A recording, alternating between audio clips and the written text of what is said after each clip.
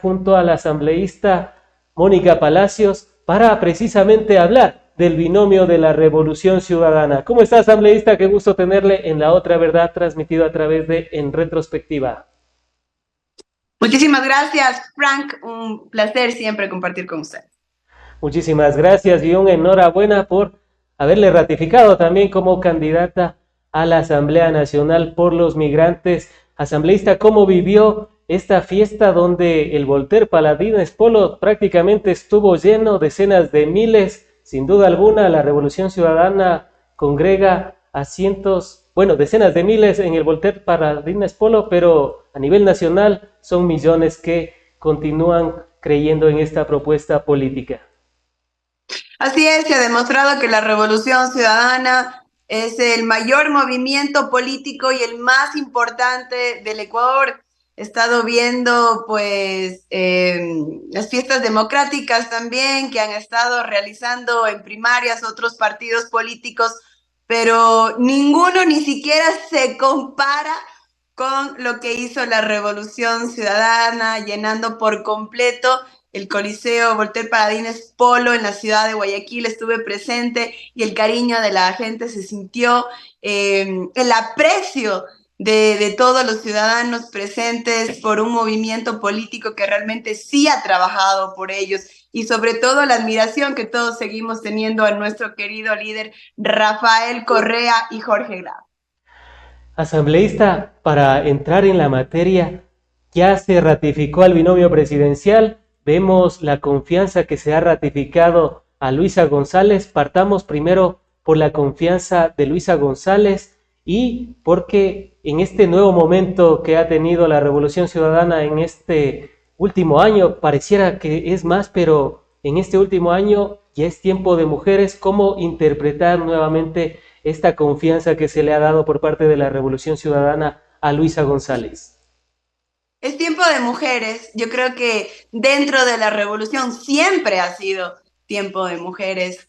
Yo por mi lado siempre he dicho que soy Team Luisa y no me da pena decirlo ni nada. He estado también a favor de las otras candidatas, pero yo soy Team Luisa.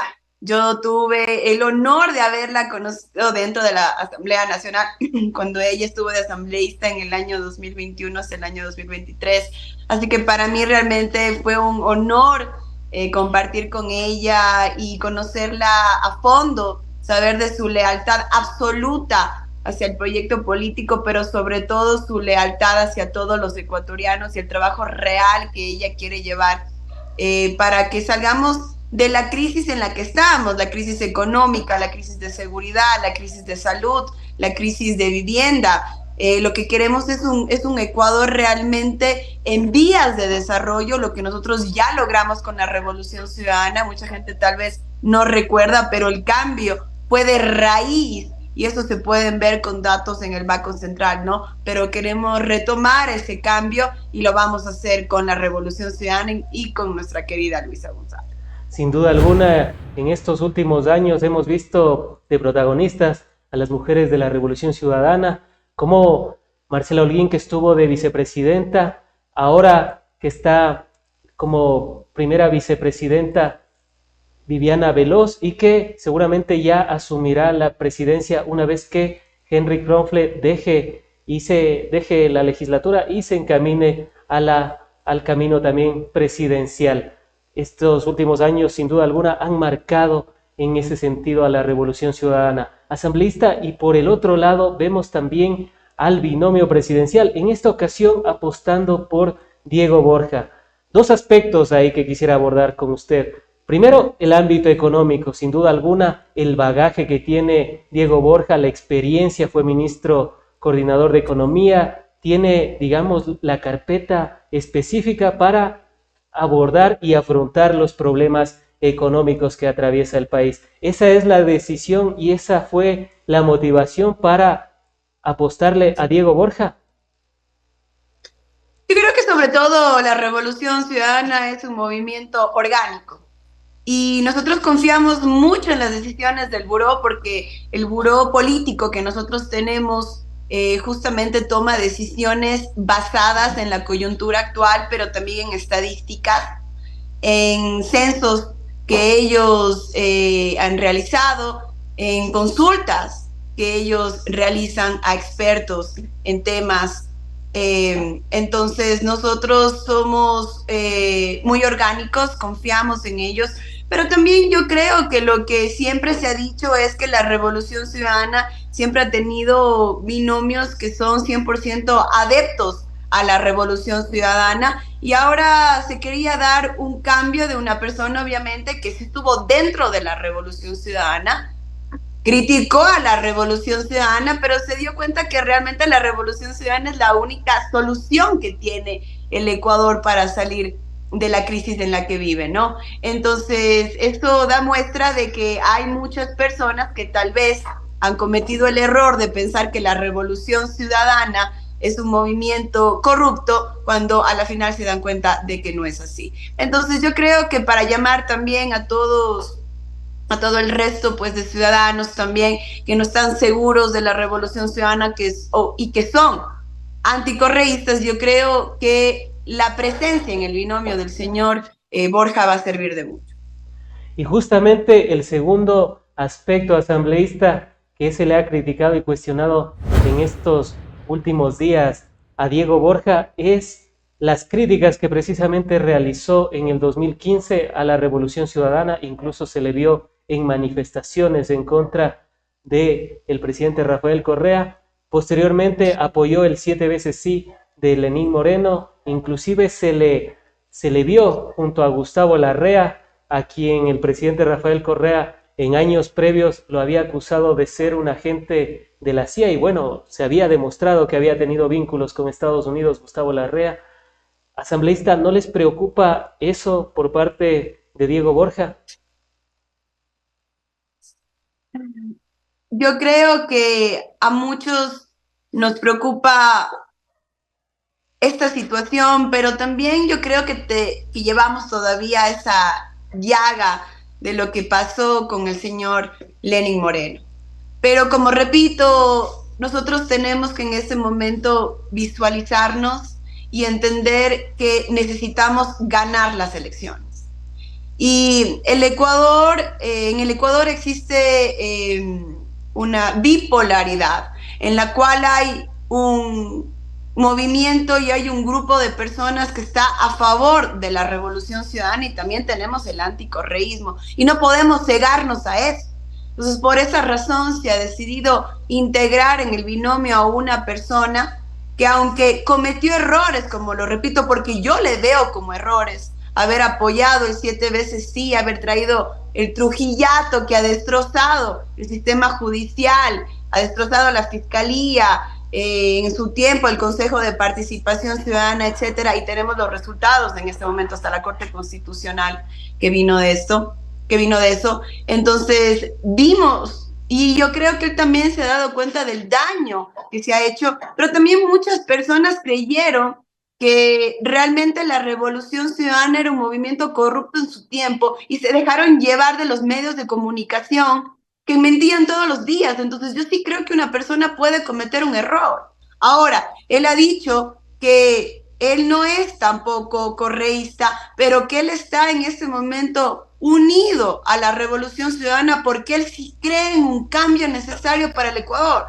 Entonces, con eso hay que abrir el espectro y darle esa oportunidad, porque nosotros para ganar necesitamos el otro lado, que es el voto anticorreísta. Nosotros necesitamos de ese voto para poder ganar.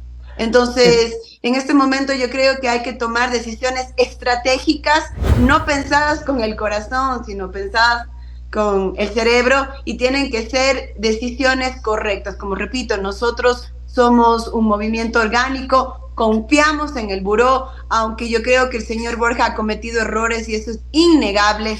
Yo creo que es el momento en que debemos de también entender de que él está dándose cuenta de que fueron errores, y en ese momento se está uniendo al binomio para un cambio necesario para el Ecuador. Asambleísta, quizás el mensaje que se quiere dar con esta postulación de Diego Borja es la tolerancia, tal y como el propio precandidato a la vicepresidencia por la Revolución Ciudadana lo ha manifestado, porque a Rafael Correa, al presidente Rafael Correa, siempre se lo había acusado de intolerante, siempre se lo había manifestado en torno a eso. ¿Es ese el mensaje que se quiere dar para abrir el espectro que sin duda alguna se va a necesitar quizás para ganar en primera vuelta o en una eventual segunda vuelta? Es que eso es lo que siempre se ha criticado, ¿no? Como usted lo dice, que Rafael Correa es intolerante con las críticas, que dentro de la Revolución Ciudadana todos somos borregos y que hacemos todo lo que nos dice nuestro líder cuando eso no es así. El movimiento de la Revolución Ciudadana es un movimiento bastante crítico y bastante técnico. Si usted ve los discursos dentro de la Asamblea Nacional que dan los asambleístas dentro de la Revolución Ciudadana, son completamente enmarcados en la Constitución, son discursos apegados a las necesidades del pueblo ecuatoriano y son también discursos que de ninguna manera reflejan en un 100% lo que diga nuestro líder. Al contrario, nosotros acogemos la ideología de la Revolución Ciudadana y nosotros lo plasmamos dependiendo de la personalidad y también de las necesidades de cada uno de nuestros sectores. Entonces nosotros dentro de la Revolución Ciudadana lo que hacemos es discutir la problemática. Obviamente si es un consenso al que tenemos que llegar, lo llegamos democráticamente y nos regimos a las decisiones que se hayan tomado. Pero nosotros no somos borreguitos ni alzamanos tampoco y eso lo hemos demostrado. Entonces ahora sí se está abriendo el espectro, hay una tolerancia también a personas que han criticado a la Revolución Ciudadana y creo que es necesario en este momento con la coyuntura actual. Asambleísta, también quisiera tener, si me lo permite, una opinión en torno al binomio presidencial que se anunció también por parte de ADN. Bueno, ya sabemos, Daniel Noboa va a ser el que va a correr por ADN para la presidencial. Sin embargo, quisiera hablarle de la vicepresidenta, María José Pinto, y quisiera preguntarle sobre las declaraciones que ella dio, porque ella dijo lo siguiente: la inexperiencia no es una debilidad, es una fortaleza. El camino para construir este viejo Ecuador depende también de los consensos. María José Pinto. Asambleísta, ¿qué opinión le merece? ¿Se necesita tener nuevamente a gente con inexperiencia, tomando en consideración la grave crisis económica, política y social que atraviesa el Ecuador? Realmente dan vergüenza esas declaraciones de una persona que viene también de las élites y que no comprende lo que está sucediendo en este momento en el Ecuador. No comprende que, por ejemplo, los asesinatos y los sicariatos desde febrero hasta julio del 2024 han subido en un 61%. Ella no se ha dado cuenta que tenemos 26 ecuatorianos que salen diariamente del Ecuador de forma irregular. Ella no comprende la situación económica, de estancamiento económico en el que estamos en este momento en el Ecuador. La señora no comprende la situación de cientos de niños, para ser exactos, 125,000 niños que no han ingresado al sistema educativo. Ella no comprende que en los hospitales no hay medicinas y que no se ha pagado a los servidores de salud y la gente se está muriendo en las calles porque ni siquiera pueden ingresar a los hospitales públicos. Entonces, ¿cuánto más puede resistir la sociedad ecuatoriana con la inexperiencia de un presidente de cartón o cualquier otro que venga, como fue Guillermo Lasso en su tiempo? Entonces, las declaraciones son ilógicas y no están realmente en concordancia con lo que necesita nuestra gente. Lo que necesita nuestra gente es un gobierno con experiencia como el de la Revolución Ciudadana, que venga realmente a resolver los problemas del Ecuador. Eso es lo que necesitamos.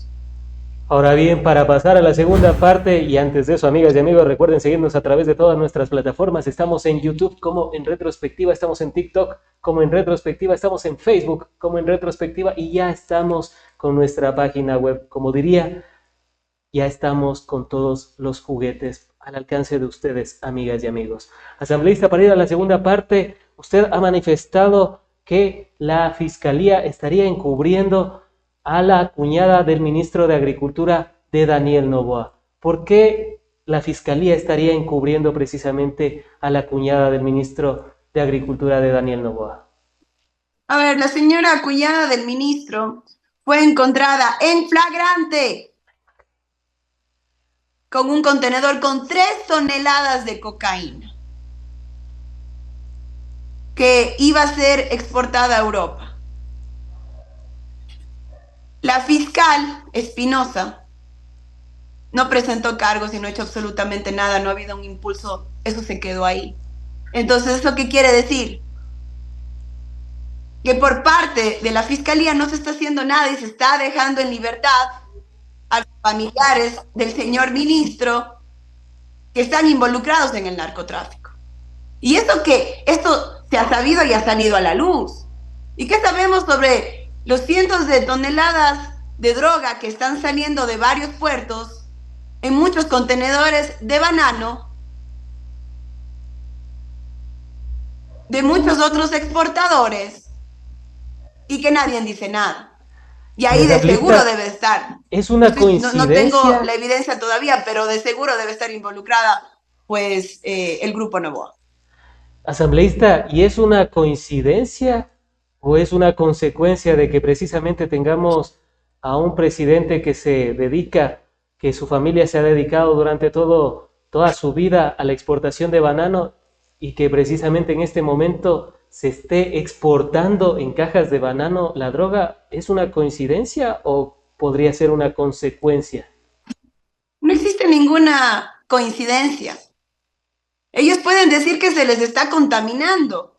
Está bien, una vez se le puede contaminar, 2 veces, pero ya 10, 15, 20 veces contaminado y que no sepan quién es y que no sepan quién contamina. Por favor, no nos traten de engañar al pueblo ecuatoriano. Yo pensaba que había familias en el Ecuador bananeras que eran pues muy ricas por la exportación de banano, pero la verdad es que ha sido porque exportan droga.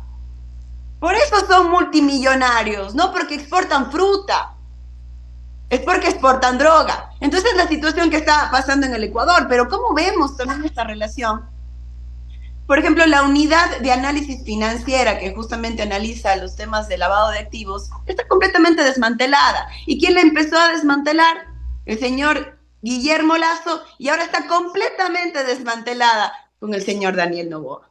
Hay una unidad también que investiga pues el contrabando y el narcotráfico en los puertos. ¿Y sabe cuánto tiene de presupuesto? $5,000. Entonces ahí se demuestra y se evidencia que realmente no quiere el gobierno actual que se investigue el narcotráfico y el lavado de activos. Entonces esa es la realidad. También puede la ser superintendencia de compañías también está desmantelada. Parece que no está investigando todos estos cientos de empresas fachadas que son utilizadas para lavar activos. Entonces esa es la realidad y la fiscalía no quiere investigar. La fiscalía tiene los partes. La fiscalía tiene la información que dan testigos sobre los envíos de droga y la fiscalía empieza, cuando hay estos casos, a cambiarles de fiscal una y otra vez. Hay un caso de envío en la empresa Transmavo, que es del Grupo Noboa, que han cambiado casi 9 meses del fiscal que estaba llevando el caso. ¿Por qué? Y después les dejan libres a las personas y ahí no pasó absolutamente nada. Y asambleísta, entonces, ¿hasta cuándo vamos a tener esta corrupción por parte del gobierno que ya va más allá y va al narcotráfico? Y recordemos que con Guillermo Lasso también se demostraron que habían estas conexiones directas entre el cuñado del presidente, que era el que realmente operaba todo en el gobierno del señor Guillermo Lasso, y la mafia albanesa. ¡Qué vergüenza! Realmente. Y justamente quería preguntarle sobre eso. ¿Puede ser que todo esto haya empezado desde el gobierno de Guillermo Lasso? Porque recordemos que ahí se aumentaron los cupos de exportación de banano, conocido como el sistema Unibanano, y también por el ministro de Agricultura, que en ese entonces era Bernardo Manzano. ¿Y quién era Bernardo Manzano? Era un alto directivo de la corporación Noboa, o sea, de la familia Noboa. Desde ahí ha empezado toda esta exportación a gran escala de droga que hay de Ecuador al mundo entero. Imagínese usted, el Grupo Noboa le dice al expresidente Guillermo Lasso que quieren que este alto ejecutivo del Grupo Noboa esté como ministro de Agricultura. ¿Y para qué ha sido? Según las investigaciones, ha sido justamente para entregar estos cupos ficticios a compañías reincidentes en el envío de droga al exterior. Y cuando ya se hicieron algunas denuncias, él salió en Ecoavisa y dijo, no, nosotros vamos a poner la denuncia sobre estos cupos ficticios que se estaban entregando con el sistema Unibanano, que tampoco ha sido inspeccionado ni investigado de ninguna manera. Yo he hecho varios pedidos de información al Ministerio de Agricultura para que me informe cuáles son las compañías reincidentes en el envío de droga al exterior y no nos han querido remitir la información. Esta va a ser la tercera vez que voy a hacer el pedido de información. ¿Y por qué no nos quieren enviar la información? Justamente porque no quieren develar que hay varias empresas de personas muy cercanas del gobierno actual y del gobierno anterior que siguen enviando droga en contenedores de banano. Entonces le ponen al señor Bernardo Manzano, el señor Bernardo Manzano se lavó las manos, entregó todos estos cupos, nunca puso ninguna denuncia y la corrupción sigue en este momento con el actual ministro de Agricultura, el señor Palacios, que tiene hasta su propia cuñada que fue arrestada, que fue apresada en flagrante. Pero esto es una locura. El señor tiene un patrimonio de 26 millones de dólares, el ministro actual de Agricultura, y tiene algunas empresas offshore que también hemos identificado, que yo he entregado toda esta documentación como noticia a crímenes en la Fiscalía. El día de hoy justamente tengo que dar mi declaración. Esperemos que se investigue o se va a quedar en nada. Estoy denunciando a la señora fiscal Lucrecia Espinosa del Oro porque no ha hecho absolutamente nada en el tema de esta investigación. Y justamente, asambleísta, entonces, ¿cómo comprender? Dígame. Justamente cómo comprender, y ahí lo podemos ver en pantallas para que ustedes, amigas y amigos, se enteren de este caso que llama bastante la atención. María Fernanda P., cuñada del actual ministro de Agricultura, Danilo Palacios, fue detenida el pasado 1 de julio de 2024 por el presunto delito de tráfico ilícito de sustancias sujetas a fiscalización. Así consta en el número de proceso, ahí pueden ver el número de proceso en el Consejo de la Judicatura. Sin embargo, y bueno, para que ustedes, amigas y amigos, lo tengan claro, esta droga, estas 3 toneladas de droga, había tenido un precio estimado de 254 millones de dólares en Rusia, el mercado al que iba a llegar esta droga. Asambleísta, ¿cómo interpretar y comprender que, pese a que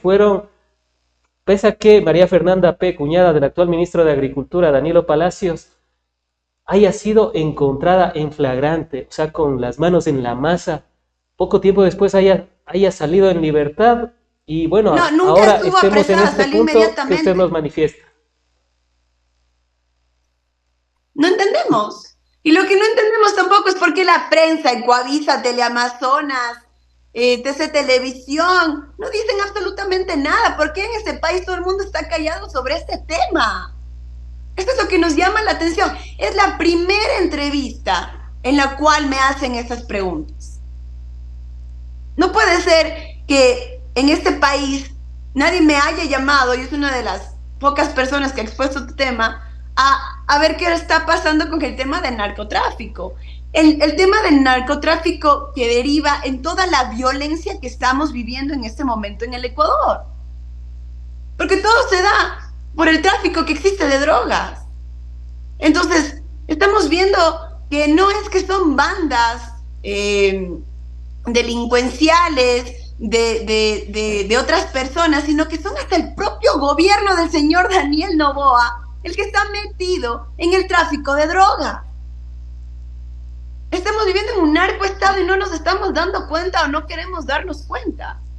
No puede ser que esta señora, que por cierto, ellos tienen una empresa en la cual se exporta banano, que tenía, no tengo los datos exactos en este momento, pero por ejemplo ellos empezaron con con un envío, más o menos lo que estaban reportando era pues 300,000, después en 6, 7 meses 300,000, y ahora están exportando 4 millones de dólares. ¿Y cómo hacen pues de un rato exportando 100,000 a 4 millones de dólares? Y no han pagado tampoco sus impuestos. Todo está demasiado extraño. Qué raro que no se investigue.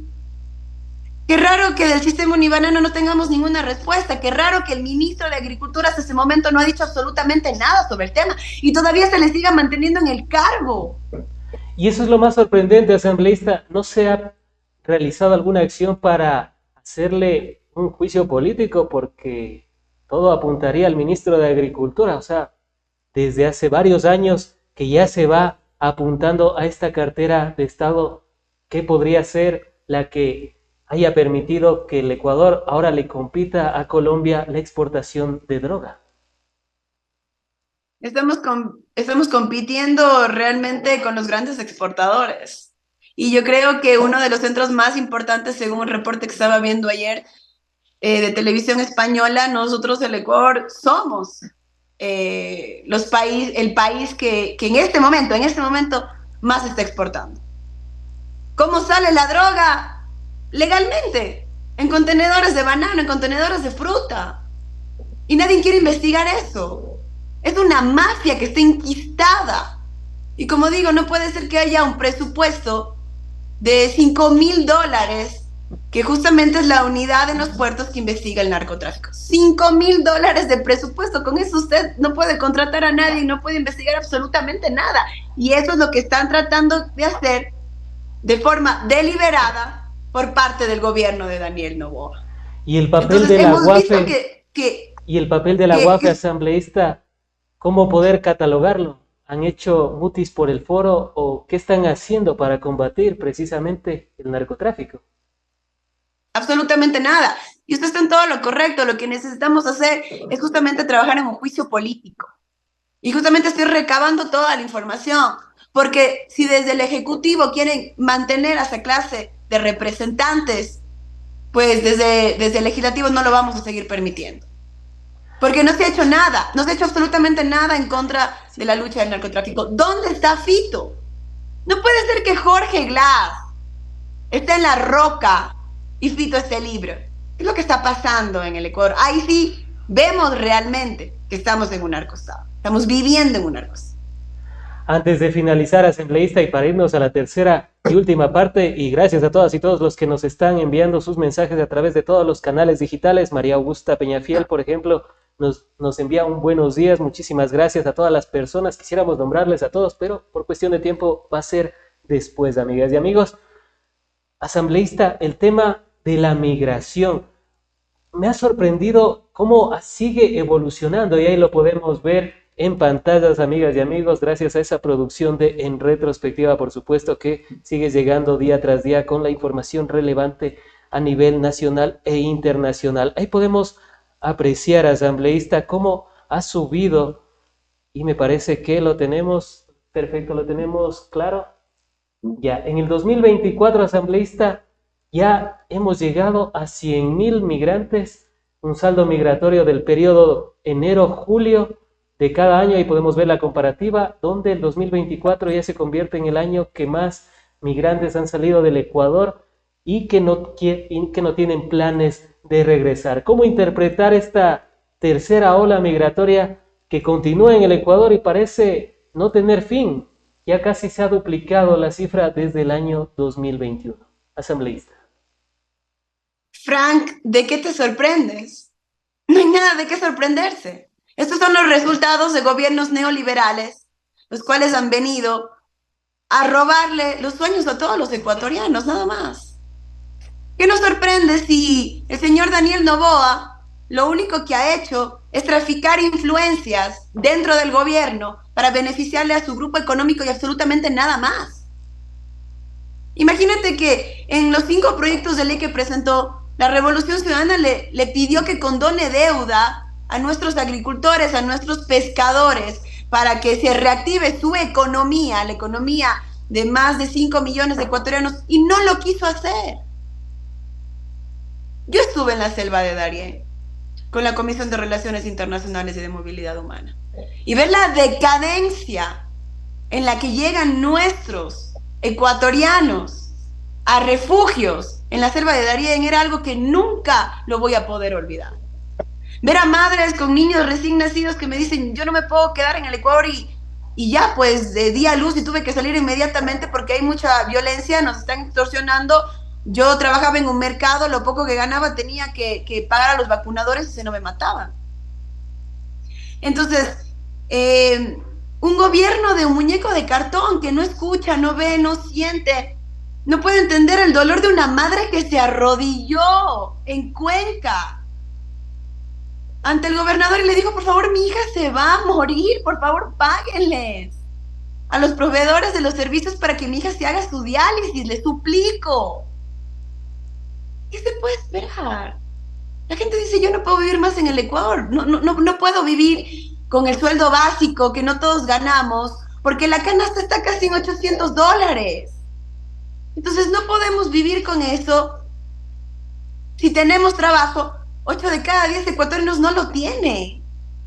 Y queremos seguir votando por esta clase de personas. No puede ser posible que nosotros como ecuatorianos veamos las muertes, los asesinatos, los sicariatos, y yo hablo por la provincia de La Suay, en Ponce Enríquez. Yo conocí Ponce Enríquez, un lugar pacífico de paz, siempre ha sido así. Y ahora destrozado por la violencia, por la minería ilegal, por el narcotráfico, y nadie hace nada. Dice que fueron 15 personas que fueron asesinadas, después dicen que son 5, después 3, después 1, a la final no se sabe por qué. Ni siquiera los datos reales de cuántos asesinados tenemos en el Ecuador sabemos. Entonces, la inexperiencia nos está costando lágrimas de sangre a todos los ecuatorianos, y obviamente la mayoría de ecuatorianos tienen que emigrar. Yo le digo que en los Estados Unidos, yo estuve la anterior semana en los Estados Unidos, eso es terrible. Niños menores de edad pidiendo limosna en las calles allá en Nueva York, así como lo hacen acá. Antes de finalizar, asambleísta, y no sin antes agradecerle por haber estado en el espacio, a modo de conclusión, ¿cuál sería la otra verdad de este encubrimiento que estaría realizando la Fiscalía en torno a la detención de la cuñada del ministro de Daniel Noboa, a quien se le encontró con 3 toneladas de droga y después salió en libertad? Asambleísta.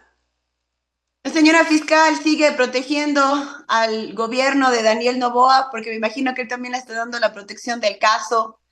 La señora fiscal investiga temas importantes para todos los ecuatorianos, lo único que ha hecho es perseguir políticamente al único movimiento político que sí ha cambiado el Ecuador. Yo creo que en estas elecciones los ecuatorianos tenemos que dejar de lado odios, dejar de lado mentiras, y tenemos que votar realmente técnicamente y críticamente, porque el Ecuador no va a resistir 4 años más de esto. Han sido las apreciaciones del asambleísta Mónica Palacios, asambleísta de la Revolución Ciudadana, a quien agradecemos por haber estado en el espacio, seguros de contar con su participación en futuros análisis, diálogos y debates de la coyuntura nacional. Muchísimas gracias, Franco. Un saludo a toda la audiencia.